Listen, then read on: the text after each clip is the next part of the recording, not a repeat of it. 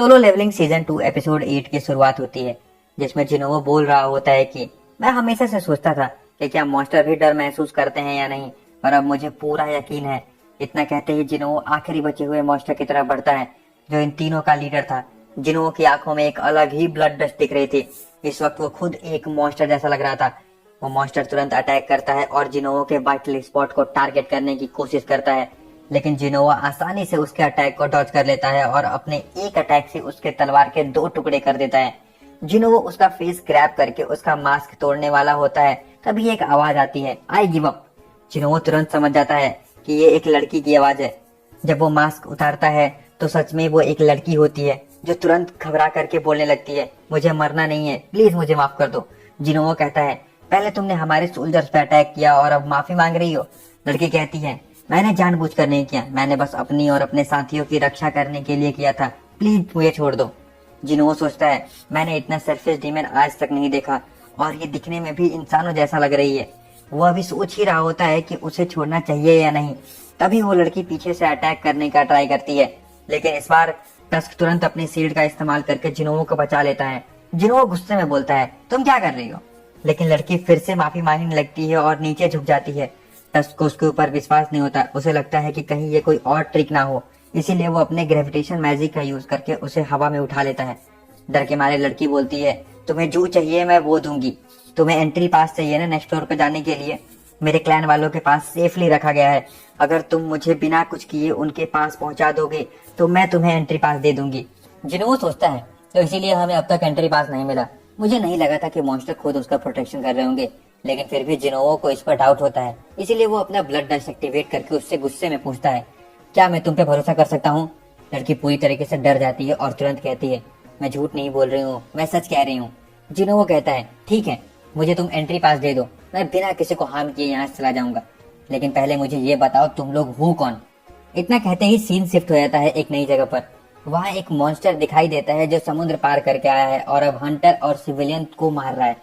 ये वही मॉन्स्टर है जो सीजन 1 के एपिसोड 1 में दिखाया गया था, जो जेजू आइलैंड के डंजन ब्रेक के बाद भाग गया था, और अब सालों के बाद मॉन्स्टर फाइनली आइलैंड क्रॉस करके रियल वर्ल्ड में आ गया है। अगर आपको डंजन ब्रेक का कॉन्सेप्ट नहीं पता तो बता दो कि अगर एक डंजन के बॉस को 7 दिन के अंदर नहीं हराया जाए तो उस डंजन के सारे मॉन्स्टर रियल वर्ल्ड में आने लगते हैं। इसे ही डंजन ब्रेक कहते हैं। और अगर आप यहाँ तक वीडियो देख रहे हो और जरा सा ही पसंद आ रहा हो तो प्लीज लाइक और सब्सक्राइब जरूर करिएगा। आपका सपोर्ट से मुझे बहुत ज्यादा मोटिवेशन मिलता है। फिर सीन वापस डीमन कैसल पर शिफ्ट होता है। जिन्हों उस मॉन्स्टर लड़की से सवाल पूछ रहा होता है, तुम लोग कौन हो? क्या तुम भी वही आवाजें सुनते हो जो इंसानों को मारने के लिए कहती है? लड़की सर हिलाती है, नहीं, हमें अलग तरह की आवाज सुनाई देती है। जिन्हों क्यूरियस हो जाता है, अलग तरह की आवाज मतलब? लड़की कहती है, हमें सिर्फ एक आवाज सुनाई देती है जो कहती है अपने इलाके की रक्षा करो। जिन्हों के मन में नए नए सवाल उठने लगते हैं। उसे लगता है कि ये उसके सिस्टम के बारे में जानने का सबसे अच्छा मौका है। वो एक और सवाल करता है, तुम ये आवाज कब से सुन रही हो? लड़की कहती है, जब से हमने अपनी आंखें खोली है। जिन्हों और भी क्यूरियस हो जाता है, तो फिर आंखें खोलने से पहले तुम लोग कहाँ थे? लड़की सोचने लगती है और फिर कहती है, डीमन वर्ल्ड में, लेकिन एक दिन अचानक से यहाँ आ गए। जिन्हों और भी गहरे सवाल करता है, डीमन वर्ल्ड में तुम लोग क्या कर रहे थे? अचानक से लड़की ग्लिच होने लगती है, जैसे कोई चीज उसके सिस्टम में इंटरफेस डाल रही हो, लेकिन वो एक शब्द कहने में सफल हो जाती है, वॉर। जिन्हों शॉक हो जाता है, वॉर किसके खिलाफ? लड़की धीरे से बोलती है, एक बहुत ही शक्तिशाली दुश्मन के खिलाफ, जो इतना पावरफुल था कि सारे डीमंस को मिलकर एक साथ आना पड़ा था। लेकिन जैसे ही वो कुछ और बोलने वाली होती है, उसके सिस्टम और ज्यादा ग्लिच होने लगता है। एक वार्निंग मैसेज आता है, तुम्हारी इन्फॉर्मेशन शेयर करने की लिमिट एक्सीड हो गई है और अब डाटा ट्रांसफर नहीं किया जा सकता। जिन्हों वो समझ जाता है कि सिस्टम खुद उससे ज्यादा इन्फॉर्मेशन रिवील नहीं करने दे रहा है, लेकिन वो एक लास्ट अटेम्प्ट करता है और पूछता है, कौन है वो शक्तिशाली दुश्मन जिसके बारे में तुम बात कर रही हो? लड़की कुछ कहने वाली होती है, लेकिन तभी सिस्टम फिर से इंटरफेस डाल देता है। इस बार वो बेहोश हो जाती है। अब जिन वो के सामने और भी ज्यादा बड़े सवाल है, कौन है वो पावरफुल एनिमी जिसके लिए डेमन एक साथ आए थे, और जिन वो को सिस्टम इतनी इन्फॉर्मेशन क्यों नहीं देना चाहता? सीन वापस एंड मॉन्स्टर की तरफ शिफ्ट हो जाता है, जिससे कुछ हंटर्स फाइट कर रहे होते हैं। धीरे धीरे उन्हें समझ में आने लगता है कि ये कोई नॉर्मल मॉन्स्टर नहीं है। इस एंड मॉन्स्टर की स्ट्रेटजी अलग होती है। सबसे पहले ये ग्रुप के सबसे वीकेस्ट हंटर को मार डालता है, फिर बिना किसी देरी के हीलर को भी खत्म कर देता है, जिससे टीम के बचे खुचे लोग डिफेंसलेस हो जाएंगे। इस मॉन्स्टर के पास सिर्फ ब्रूट स्ट्रेंथ ही नहीं, बल्कि एक इंटेलिजेंट हंटिंग इंस्टिंक्ट भी होती है। लेकिन तभी हमें पता चलता है कि ये एक वीडियो क्लिप थी जो कोरिया के हंटर एसोसिएशन के मीटिंग रूम में चल रही थी। इस नए तरह के एंट को म्यूटेंट एंट कहा जा रहा था। पहली बार ये जापान के एक आइलैंड पर देखे गए थे, जहां सिर्फ एक एंट को खत्म करने में पूरा एक दिन गया था। इस फाइट में 4 ई रैंक हंटर्स, एक डी रैंक हीलर और एक सी रैंक लीडर मारा गया था। आखिर में एक ए रैंक हंटर आया, तब जाकर सिचुएशन कंट्रोल में आई। ये जानकर मीटिंग रूम में हलचल मच जाती है। सभी लोगों के मन में एक ही सवाल होता है, क्या सिर्फ एक A rank Hunter he monster को रोक सकता है? जापान की तरह कोरिया में भी बहुत सारे आइलैंड है। अगर ये म्यूटेंट एंट कोरिया तक पहुंच गए तो खतरा बहुत ज्यादा बढ़ सकता है। चेयरमैन भी टेंशन में आ जाते हैं और कहते हैं, हम हर आइलैंड पर नजर नहीं रख सकते और अब तो ये एंट उड़ भी सकते हैं। इसका मतलब ये कहीं भी जा सकते हैं। ये सुनते ही सभी हंटर टेंशन में आ जाते हैं, क्योंकि साउथ कोरिया के पास ज्यादा हाई रैंक हंटर्स भी नहीं है। लो रैंक हंटर्स तो इन एंट्स के सामने कुछ भी नहीं कर सकते। मीटिंग यहीं पर खत्म हो जाती है, लेकिन चेयरमैन के मन में नया सवाल आने लगता है, किस कंट्री से मदद मांगा जाए। चाइना और रशिया से मदद लेना मुश्किल है, क्योंकि वो खुद एक काफी बड़ी कंट्री है। वहाँ भी काफी ज्यादा हंटर्स की जरूरत होती है। यूएसए ने पहले ही मना कर दिया है। जब पिछली बार एस रैंक गेट ओपन हुआ था, तभी चीफ जिनउल आते हैं और कहते हैं, मीटिंग के दौरान मैंने आपको नहीं बताया, लेकिन एक यूएसए का एस रैंक हंटर हमसे कांटेक्ट कर चुका है। जिनचुल बताते हैं कि ये कोई और नहीं, डोंगसू है। अगर आपको याद नहीं हो तो ये वही है जिसको जिनवो के फादर ने पीटा था। डोंगसू भी जेसू आइलैंड के रेड में मदद करना चाहता था, लेकिन चेयरमैन और जिनचुल दोनों को पता था कि सिर्फ ये एक वजह से इंटरेस्टेड है, जिनवो। जिनचुल फिर बताता है, सिर्फ डोंगसू ही नहीं, एक नेशनल लेवल हंटर ने भी हमसे कांटेक्ट किया है। सीन वापस डीमन कैसल में शिफ्ट होता है, जहां वो डीमन लड़की होश में आती है। हाँ, अब उसका नाम रिवील होता है, एजेल। जिनवो सीधा उससे एंट्री पास के बारे में पूछता है और कितनी दूर जाना है ये जानना चाहता है। तभी हमें डीमन कैसल के अंदर एक और कैसल दिखाई देता है जो एजेल का होता है। वहाँ एक बॉस उसका फादर होता है। जैसे ही एजेल जिनवो को अंदर ले जाती है, उसके फादर घबरा जाते हैं और बोलते हैं, एजेल, ये तुमने किसे हमारे कैसल में ले आई हो? एजेल कहती है, पापा ये मेरा दोस्त है। उसके फादर बोलते हैं, कौन सा दोस्त? पूरी आर्मी लेकर के आता है। इतना कहते ही सारे डीमन नाइट जिनवो को घेर लेते हैं, लेकिन जिनवो शांत रहता है और कहता है, मैंने एजेल से प्रॉमिस किया है कि मुझे सिर्फ एंट्री पास चाहिए। अगर मुझे ये मिल जाए तो मैं बिना किसी को हार्म किए यहाँ से चला जाऊंगा। एजेल के फादर को पता होता है कि कोई नीचे के फ्लोर को बहुत तेज स्पीड से क्लियर करता हुआ ऊपर आ रहा था। उसे समझ में आ जाता है कि जिनवो को रोकना नामुमकिन है। वो थोड़ी देर सोचता है, फिर कहता है, तुम्हें सिर्फ एंट्री पास चाहिए है ना? जिनवो कहता है, हाँ, और मुझे एजेल भी चाहिए कुछ दिनों के लिए। एजेल के फादर शॉक हो जाते हैं, तुम मेरी बेटी को लेकर के जाना चाहते हो क्यों? जिनवो कामली रिप्लाई करता है, क्योंकि वो बाकी एंट्री पासेस को लोकेशन जानती है। मुझे एक गाइड चाहिए। एजेल के फादर सोच में पड़ जाते हैं। वो एक बाप है, चाहे मॉन्स्टर हो या इंसान, अपनी बेटी की सेफ्टी उसके लिए सबसे जरूरी है। वो पूछता है, तुम मेरी बेटी को डेंजर में तो नहीं डालोगे ना? जिनवो अंदर ही अंदर सोचता है, मॉन्स्टर भी अपनी बेटी की चिंता करते हैं, लेकिन वो कहता है, मैं प्रॉमिस करता हूँ कि वो सेफ रहेगी। आखिरकार एजेल के फादर जिनवो को एंट्री पास दे देते हैं।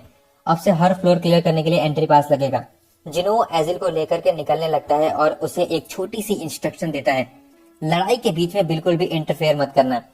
जिनवो नेक्स्ट फ्लोर पे पहुंचता है और फाइट के लिए रेडी हो जाता है। तभी एजेल बोल पड़ती है, एक मिनट, ये वाइन बोतल ले जाओ, मेरे पापा ने दिया है। अगर तुम इसे क्लैन के हेड को दोगे तो वो खुश हो जाएंगे और नेगोशिएशन आसानी से हो जाएगी।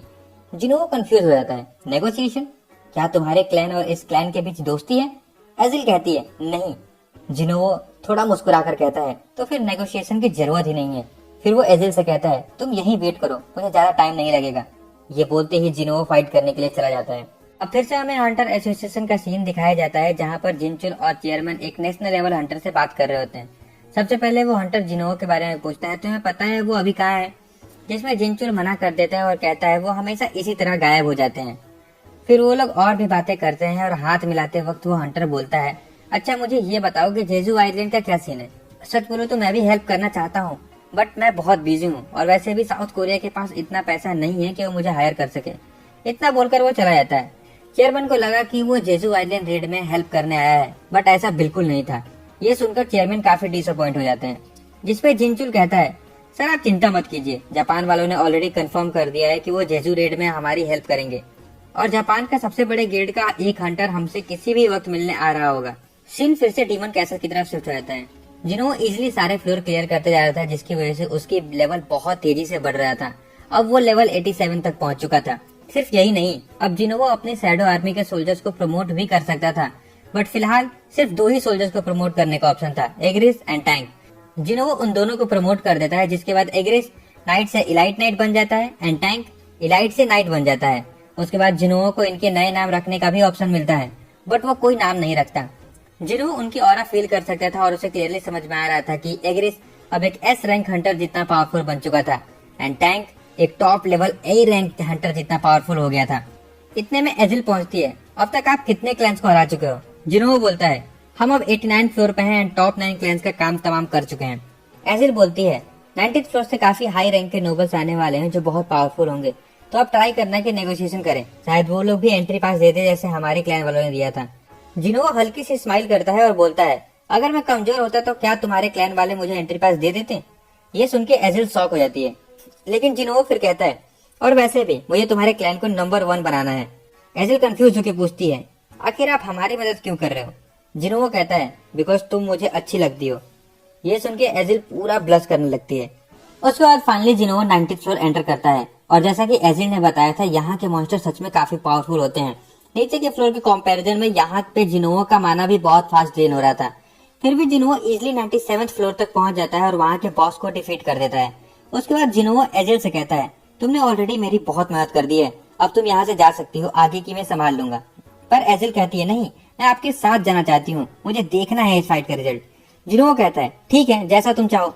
फिर सीन हंटर एसोसिएशन के मीटिंग रूम में शिफ्ट होता है। यहाँ जापान के सबसे बड़े गिल्ड का एक टॉप हंटर र्यूजी कोटो भी मीटिंग में होता है। वो लोग जेजू आइलैंड रेड की स्ट्रेटजी डिस्कस कर रहे होते हैं। कोटो बोलता है, हमें एक साथ काम करना चाहिए जेजू आइलैंड रेड में, हमारे गिल्ड में 11 एस रैंक हंटर है। ये सुनकर सब शॉक हो जाते हैं, क्योंकि पूरी साउथ कोरिया में 10 एस रैंक हंटर होते हैं, बट कोटो के गिल्ड में 11 हैं। ये डील साउथ कोरिया के लिए काफी फायदेमंद हो सकती थी, बट चेयरमैन को डाउट होता है, आखिर एक इतनी बड़ी गिल्ड हमारी हेल्प क्यों करना चाहती है। फिर हमें पता चलता है कि र्यूजी कोटो को नेशनल लेवल हंटर का टाइटल चाहिए। अगर वो जेजू रेड में मदद करता है तो उसके लिए बहुत बड़ा एडवांटेज होगा। फिर सीन वापस डीमन कैसल पर शिफ्ट होता है। अब जिनोवो इजिली 100 फ्लोर तक पहुंच जाता है। उसका लेवल अब 93 हो चुका है। अचानक से जिनोवो आसमान में बहुत बड़ा ड्रैगन देखता है और उसके ऊपर बैठा होता है एक डीमन किंग। जिनोवो उसका ऑरा फील कर रहा था और उसे क्लियरली पता चल रहा था कि ये कोई नॉर्मल मॉन्स्टर नहीं है। जिनोवो पहली बार खुद पे डाउट करता है, क्या मैं इसे हरा पाऊंगा?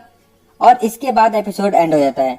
क्या आपको पता है कि डीमन किंग का नाम क्या है? जो सबसे पहले आंसर देगा उसका कमेंट पिन कर देंगे एंड नेक्स्ट वीडियो में शाउट आउट भी दूंगा। अगर आपको एक्सप्लेनेशन पसंद आया हो तो प्लीज लाइक एंड सब्सक्राइब करिएगा, और कौन सा एनिमे आप एक्सप्लेनेशन चाहते हैं जरूर कमेंट सेक्शन में बताइएगा। मिलते हैं आप लोगों से नेक्स्ट वीडियो में। Thank you.